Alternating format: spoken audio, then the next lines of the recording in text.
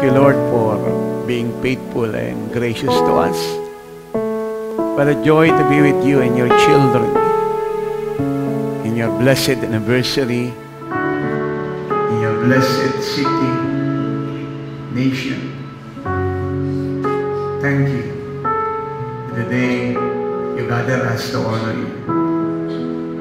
We join worship with the heavenly host. It's our joy to bow in your holy presence, to enthrone you, to recognize you as our Savior, the Creator of the heavens and the earth.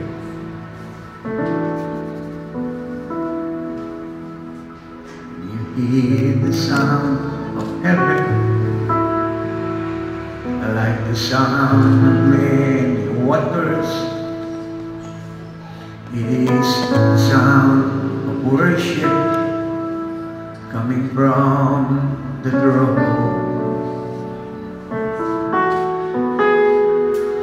There are cries of adoration from men from every nation. Lift the voice and make His glory known. Can you hear the sound of heaven? The sound of many waters. It is the sound of worship coming from the throne.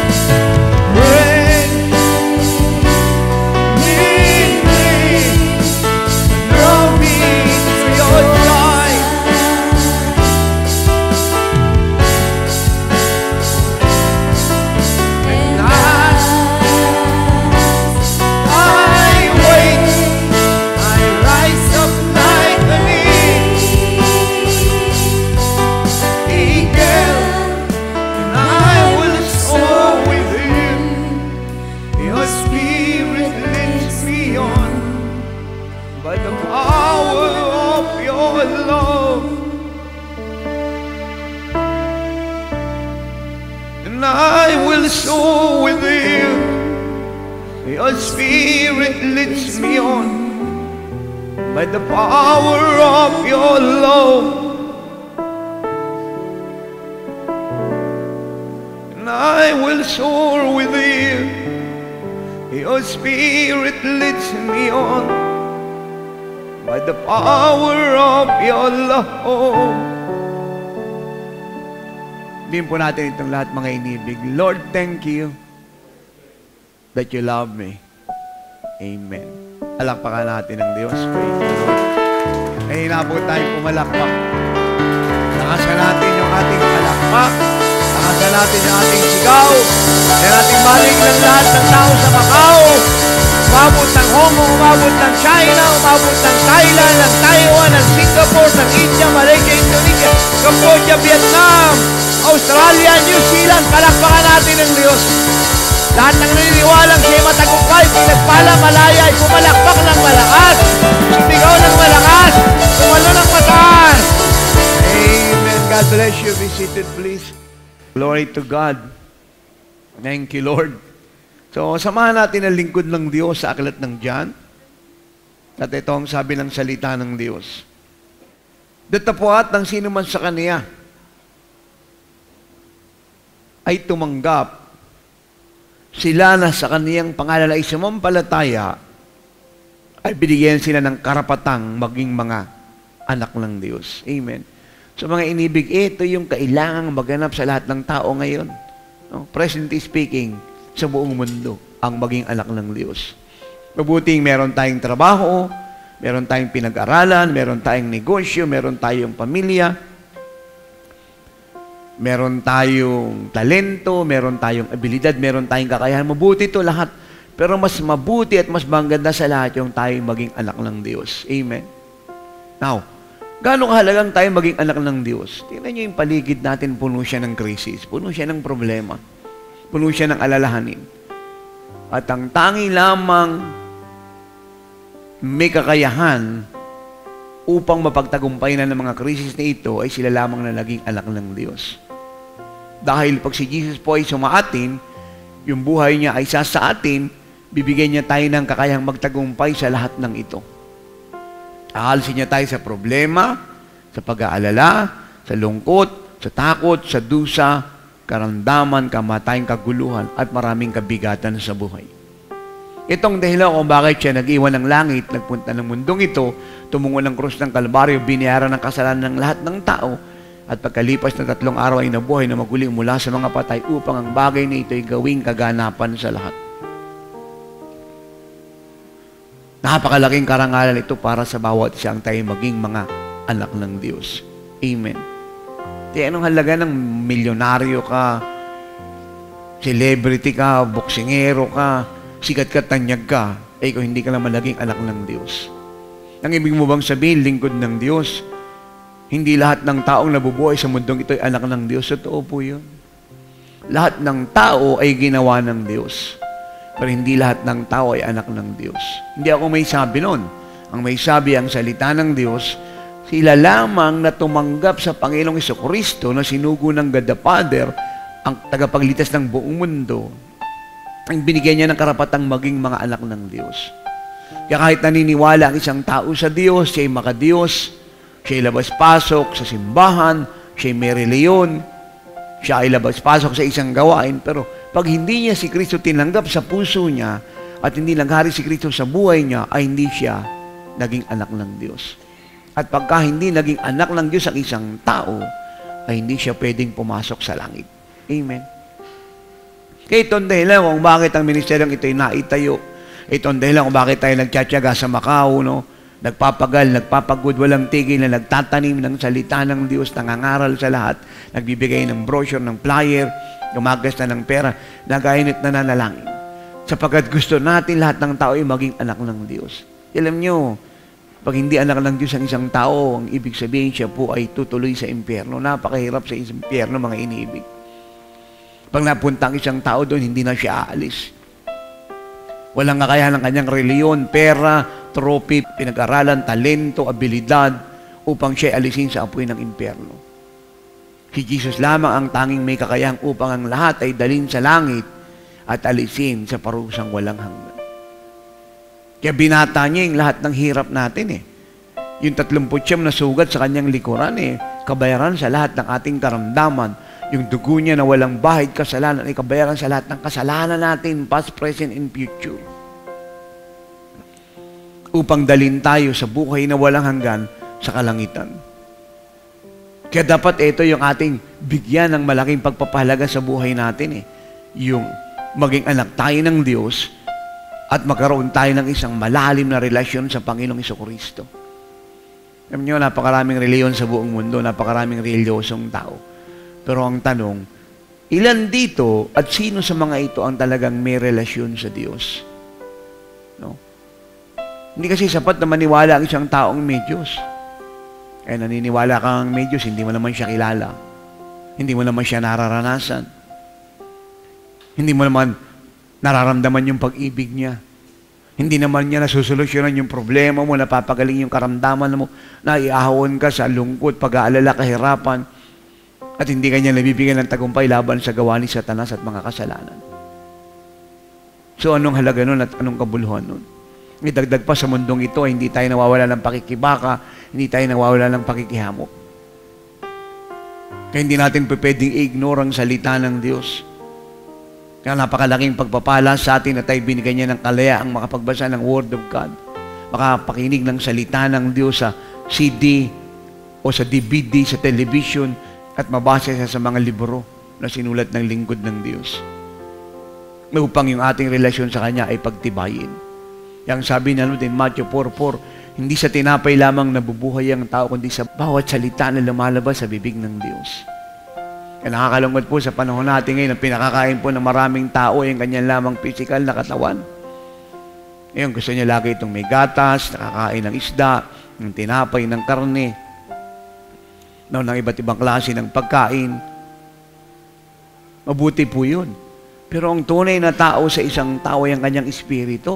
At ang pagkain ng espiritu ng tao ay hindi tinapay, hindi gatas, hindi bigas, hindi itlog, hindi karne, hindi isda, kundi ang salita ng Diyos. Kapag ang salita ng Diyos ay wala sa puso ng isang tao, yung espiritu niya ay mahina hanggang sa siya ay mamatay. At ang espiritu natin na nakikipag-ugnayan sa Diyos. Siya yung nakikipagniig sa Diyos. Siya yung tinutugon ng Diyos sa pananalangin. No? Hindi yung ating kaisipan, hindi yung ating mentality, hindi yung ating soulish thinking or thought, but our spiritual being. Kaya napakahalaga na si Kristo ay sumaisang tao. Dahil pagka ikaw ay merong relasyon sa Kanya, bunga ng pagtanggap mo sa Kanya, hindi ka mamumroblema sa mundong ito eh. Hindi ka mag-aalala sa immigration, hindi ka mag-aalala sa trabaho, hindi ka mag-aalala sa pamilya mo sa Pilipinas, sa titiran mo, sa kontrata mo, sa kinabukasan mo. Dahil lahat ng ito ay nasa kamay ng Diyos, nasa kontrol ng Diyos, nasa pagpapala ng Diyos. Kaya pag ang isang tao ay nasa Diyos, ang sabi ng Romans 8:32, lahat ng sumasa Diyos, Kanya na eh. No, yun yung sinasabi ng tatay sa kanyang prodigal na anak in Luke 15, verse 11 hanggang 31. Eh, nang inaalala mo, sabi niya sa kanyang panganay na anak, patungkol sa ari-arian, mana kakainin. Eh, lahat ng akin eh iyo. No? Kaya, imbis na mag-struggle po tayo, ang mga tao sa bansang ito, sa buong mundo, patungkol sa kinabukasan, eh, dapat ang hangarin ng lahat ay maging anak ng Diyos. Eh, siyempre, pagka anak ka ng magulang mo, mayaman ng magulang mo, eh, para sa iyo yun. Ikaw ang tagapagmana nun, eh. Kaya nga yung apelyido ng tatay natin, dala natin, eh. Kahit saan tayo pumunta, eh. Nakalagay sa passport natin, nakalagay sa ID natin, nakalagay sa blue card natin, nakalagay doon sa mga record natin, sa mga card natin sa school. Ay kung ano man yung meron ng magulang natin, meron tayo nun, eh. Hindi pwedeng wala tayo. Ganito rin sa sinasabi ko, pag anak ka ng Diyos, lahat ng pag-aari ng Diyos na may gawa ng langit at lupa ay iyo. No? Kaya nag-aalala sa pangangailangan sa mundong ito, ito yung mga taong hindi kilala ang Diyos. No? Ito yung mga taong walang relasyon sa Kanya, ito yung mga taong hindi nagbabasa ng Biblia, ito yung mga taong hindi dumadalo ng gawain. Nakakalungkot, no? Ang daming panahon ng mga tao, ng mga OFW sa pagtatrabaho, pag-overtime, no, pagsa-sideline, nagkita ng pera. Pero pagdating sa Diyos, almost wala silang panahon. Hindi sila naging matalino. Na ini-evaluate nila yung buhay sa mundong ito ay parang pangayon lang. Hindi sila nakatingin doon sa hinaharap. Lagi ko ang nasasabi, gaano ba karaming pera ang kailangan ng isang tao para siya mag-commit sa Diyos? Gaano ba karaming pera ang kailangan ng isang tao para siya po'y lumigaya sa buhay? No? Ang kaligaya sa buhay, wala doon sa tinatangkilik mo kundi nandoon sa pakikipag-isa mo kay Kristo Jesus. Ang dami kong kilalang milyonaryo dyan bilyonaryo Ang dami-daming pera pero malungkot. May karamdaman, hindi nakakatulog. No? Hindi mapayapa, hindi stable ang buhay. Kaya ang sabi ni Haring Solomon, pinakamayamang hari ng buhay sa buong mundo. Sabi niya, meron ako ng lahat Pero walang kabuluhan yung lahat ng kayamanan ko. Ang tanging makabuluhan ay yung may takot ako sa Diyos, may relasyon ako sa Diyos, at sumusunod ako sa utos niya. Isipin niyo, siya yung pinakamayamang hari, pinakamatalinong hari. Lahat ng bagay sa mundong ito, hindi lang siya meron, sobra-sobra siya Pero ang sabi niya, ang kaligayahan wala rito. Nasa Diyos, na kay Kristo. Kaya sa huling aklat niya, sa huling kabanata ng kanyang aklat, ang sabi niya kayo yung mga matatanda, alalahanin niyo ang Diyos. Kayo yung mga bata, alalahanin niyo ang Diyos. In effect, sinasabi niya ngayon sa lahat, kayo mga OFW, alalahanin niyo ang Diyos. Hindi lang kung may problema kayo, hindi lang kung wala kayong trabaho, hindi lang kung kayo ay malayo sa pamilya ninyo, kundi alalahanin niyo ang Diyos araw at gabi bilang bahagi ng relasyon niyo sa Kanya. Unahin niyo siya. No? Dahil yung pag-una niyo sa Kanya, ay kaluguran niya. At pag siya'y nalugod, gagawin niyang magaan ang lahat ng bagay sa buhay natin at pagpapalain niya tayo. Si Jesus mismo may sabi nun. Sabi niya sa Matthew 6:33, unahin niyo muna ang kaharian ko at ang aking katuwiran at lahat ng kailangan niyo idadagdag sa inyo, ibibigay. Yung hangin, libre niyang binigyan. Yung ulan, yung araw, no? Yung mga lakas natin, yung buhay natin, lahat yan libre. Hindi natin pinagpaguran yan Hindi naman natin niluwal yung sarili natin sa mundong ito Hindi rin tayong gumawa sa sarili natin Ang Diyos ang lumikha sa atin. Kaya kung naunawaan to ng lahat ng tao, maunawaan niya na kung yung pinakadakilang bagay sa buhay natin ay naibigay ng Diyos, bakit di niya ibibigay sa atin yung mga mas least na necessity ng buhay, kagaya ng pagkain, inumin, pera, negosyo, trabaho, kinabukasan, pamilya, kasuotan. Hindi ba? Kung yung pinaka-importante na ibigay niya, bakit ito maliliit na bagay na ito, hindi niya ibibigay sa atin? Kaya napakahalagang nagbabasa tayo ng Word of God Lagi tayong umaatin ng gawain ng Diyos. Talagang nagbibigay tayo ng panahon. Alam niyo, ako nung makilala ko ang Diyos, may negosyo ko, malaki ang kinikita ron, niiwan ko yun Hindi sa akin mahalaga ang pera at kikitain. Yung kinikita ko, hindi kagaya ng kinikita ninyo. Yung kinikita nyo, maliit akin, milyon. Yun yung kinikita ko. Pero iniiwan ko yun. Nung makilala ko ang Lord, naging mas mahalaga sa akin makilala siya, magkaroon ako ng malalim na relasyon sa Kanya. Hindi ako pumapayag na wala ako sa bahay ng Diyos pag linggo. No, pag midweek, andun ako. Nagbibigay ako ng panahon sa pananalangin, sa pag-aayuno, sa pagliligtas ng kaluluwa. Na dati noon, yung mga biyaya ko ngayon, uubos ko sa alak yan barkada, sigarilyo, kasalanan. Nang makilala ko ang Lord, tinalaga ko na yan sa gawain ng Diyos. Maraming napagpala. Ito, marami kong pinapainom. Marami kong binibigyan ng sigarilyo. Marami kong tinuturo ang magkasala. No? Marami nga, pero kapahamakan lang pupuntahan noon. Pero nung makilala ko, Lord, naitama yun Ngayon, mas marami tayong nililigtas. Pinagpipray, dinadala sa langit. Di ba mas maganda yun? Tsaka mahirap matulog pagka hindi ka siguradong ligtas Mahirap. We can only be saved and be safe in life when we are truly saved. Amen. Talagang tayo ay ligtas lang.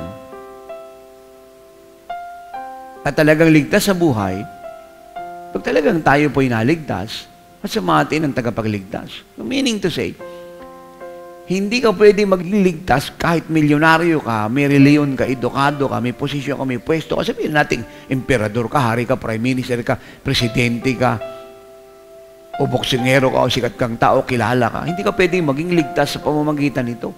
Talagang magiging ligtas ka lang, ligtas na ligtas, pag yung tagapagligtas, nakatira sa iyo. Amen.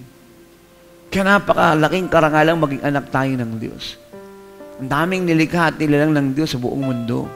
Hindi mabilang na tao. Pero marami sa nila, anak lang ng kanilang mga nanay at tatay. Hindi mo malaking kalungkutan niyan, kilala natin yung ating ama't ina. Pero yung lumikha sa ating ama't ina at sa ating lahat, hindi kilala ng maraming tao. Hindi ba tungkulin natin kilalanin yung ating ama at ang ating ina, yung mga magulang nating nagsilang sa atin, nagpalaki sa atin, nag-aruga sa atin, di ba? Kung tungkulin natin to sa ating mga physical parent, mas tungkulin natin lahat, pati ng ating mga magulang, na kilalanin natin yung ating amang sumasalangit. Na nagbigay ng buhay sa atin at gumawa ng langit at lupa at naglagay ng lahat ng laman sa mundong ito. Para sa ating kapakinabangan. Kaya ang pasya para magkaroon tayo ng malalim na relasyon sa Lord, kilalanin siya ay galing sa atin. Kaya nga dapat hindi lamang dumadalo ang marami sa bahay ng Diyos pag naimbita . At hindi tama yung sinasabi na maraming OFW, negosyante, mga nag-aaral, at mga professional at business people na, hindi, pupunta ako pag may time ako. Aatin ako pag maluwag na. Kasi ngayon, kailangan ko pang sumideline, kailangan ko pang kumita kasi maraming gastusin. Kailangan ko pang mag-aaral, kailangan ko pang magnegosyo, kailangan ko muna mag-abroad kasi marami kong goal sa buhay. So wala namang pangit doon, pero alam niyo, mali yun. Saka lang tayo magbibigay ng panahon sa Diyos pag maluwag na tayo. Paano pag sinabi ng Diyos na, saka na rin ako magbibigay ng panahon sa inyo? Paano tayo ngayon? Diyan tayo kukuha ng kaligtasan, ng kagalingan, ng tagumpay, ng kapayapaan. Kasi sino magbibigay sa atin? Diyos lang ang pinanggagalingan nun. Paano pag sinabi ng Diyos na, wala rin akong panahon sa iyo kasi wala kang panahon sa akin Paano tayo ngayon? Pagkatapos, sinabi pa ng Diyos na, wala ka palang panahon sa akin, Kung kailan ka lang magpapasya na magkapanahon, saka lang ako magkakaroon ng panahon. Di kukunin ko na lang yung buhay mo. Paano ka ngayon? Meron ba siyang karapatang kunin ang buhay ng tao? Of course. Siya yung nagbigay Meron ba siyang karapatan na bawiin yung buhay na binigay niya sa atin? Of course. Siya yung creator. So, paano tayo ngayon? Kaya dapat pagdating sa Diyos, hindi dapat sinasabi ng maraming tao